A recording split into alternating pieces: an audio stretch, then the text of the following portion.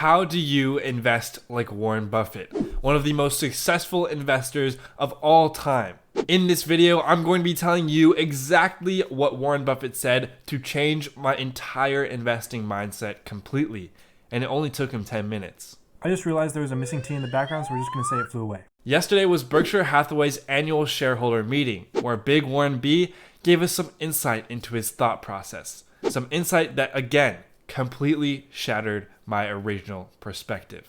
Guys, this is not an exaggeration. We all know that Warren Buffett is a successful buy and hold type of investor, but many of us wonder, how is he so patient? How is he so disciplined? And how does his mind work? Now, this video is not a recap of the entire shareholders meeting. Rather, it is me sharing the one story that completely changed the way I look at the stock market and probably the perspective of the thousands of other viewers watching this meeting. Let's do it.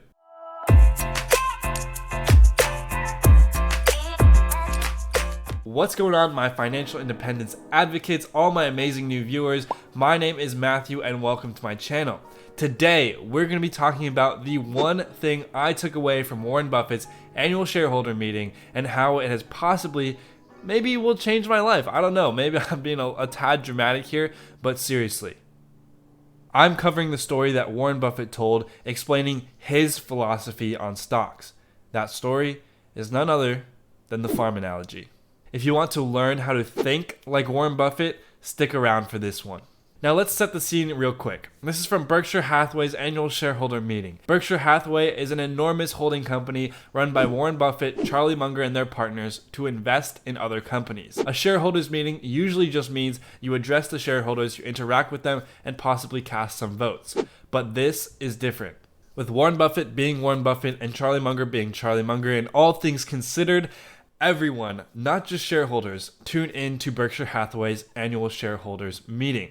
Because everyone wants to hear what the Oracle of Omaha has to say. Now, enough with that. Let's talk about the farm analogy. Buffett says that equities and stocks are only safe if they're treated as an investment and not a gambling device. This is where he launches into his metaphor. Imagine you bought a 160-acre farm, he says, and you bought it at X dollars per acre. And you have a neighbor who has an identical farm. Same contour, same soil quality, same everything. Buffett says, imagine your neighbor is a very peculiar neighbor. And every day, your neighbor says, I'll sell you part of my farm or I'll buy parts of your farm at a certain price. Your neighbor asks you this every day. Buffett says, that's a nice thing if you own a farm, to have a neighbor like that. But you don't get that with farms. You get that with stocks. When you're looking to buy a farm, and I have no personal experience, but you're asking yourself, what is the value of this land? If I buy this many acres for X dollars per acre, how many bushels of wheat, bushels of apples, how much produce can I produce on this land? Is it worth the price? Some years will be good, other seasons will be bad, and you'll always have this crazy neighbor. And here's where the story took a twist, and here's where I had to actually rewind to really understand what he was saying. Buffett says, this neighbor is to be used to your advantage. This neighbor is to be used to your advantage. What? This neighbor is there changing prices every day. And because he's changing prices every day, he will have his ups and downs. And one day, he might offer you a silly price. A silly price to buy part of his land, or a silly price to buy your land. Warren continues by saying that stocks have this enormous inherent advantage of people yelling out prices all the time to you, and many people turn that advantage into a disadvantage. Well, first of all, why is the neighbor an advantage at all? We discussed that he will offer a silly price one day, and you might be able to take advantage of it. But many people turn this into a disadvantage by being wrapped up and distracted by the other prices he's yelling every day. And there are going to be people who can profit enormously by claiming that they know what price your neighbor is going to shout out tomorrow, or a month from now, or a year from now. These people are the analysts, the banks, the researchers who say they know the price target, they know the next movement of a stock. And here's one of his last points of the story where he really brings it home. And it has to do with your mentality, your emotion, your discipline. One day, your neighbor comes around and he's offering $2,000 per acre for your land. The next day he comes back and now he's only offering $1,200 per acre. You know what your land is worth, you know its value, you've done the calculations. But the next day he comes and he offers $800 per acre. Are you really going to let this neighbor convince you to sell you his land because he keeps lowering the price every day? That is the end of Warren's part of the speech, but let me relate this to today. There is a virus upon us. Imagine beetles or insects are ravaging your crops and you have to shut down your farm for the season. Yes, this will be hard to endure. Your source of income vanished and your wacky neighbor knows this, so he comes and he offers you a price, and it's low. This is when I would ask myself, will these bugs, these insects, remain on my farm for years and years and years to come, or will they eventually leave within, say, a year or 2 years?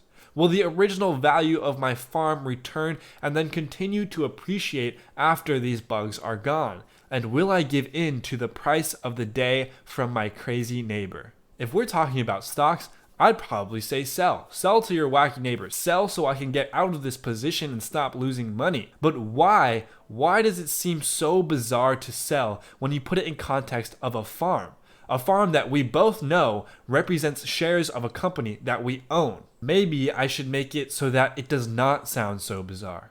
Maybe I should treat my stocks more like a farm. And I think the most clever, crucial, and important part of this analogy is that wacky neighbor. He or she seems absolutely crazy for coming to my door every day and asking if he or she can buy part of my farm or if I can buy part of his or hers. I mean, if I actually owned a farm and had a neighbor who did this, I'd be like, what are you doing? Just go run your farm. The value of your farm doesn't actually change day to day, does it? Does it? Because despite all this, the daily movement of stock prices is something I watch intently. The short-term price action of a stock is something I watch intently. I wake up at 6:30 a.m. every day when the market opens so I can listen to these wacky neighbors tell me the first price of the day. I tune in to news channels, to the TV, to hear these wacky neighbors offer me new prices on Boeing, Apple, Visa, and so on. Instead of focusing on the daily price of my farm, maybe I should focus on the value of my farm, the value of my stocks. Maybe that's why they call it value investing and not price investing. Now, I know that Warren Buffett has talked about this analogy before, but something about watching him present it live, especially with today's crazy conditions, as kids these days say, it just hit different. I hope you guys enjoyed this video and that I was able to give you the perspective you needed if you needed it. I know I did, and I know it completely changes the way I look at long-term investing. If you liked what you heard and saw and appreciated the intensity and drama I brought to this video, then please hit that like button, subscribe, and turn on all those notifications. Make sure to follow my Instagram for daily updates on my portfolio, side hustles, books, and all things motivational. As always, we're going to end with the quote of the day. It's been sitting back there the whole time, but never bet against America by... Oh, that was by Warren Buffett? Okay, guys, I'll see you in the next one. Peace.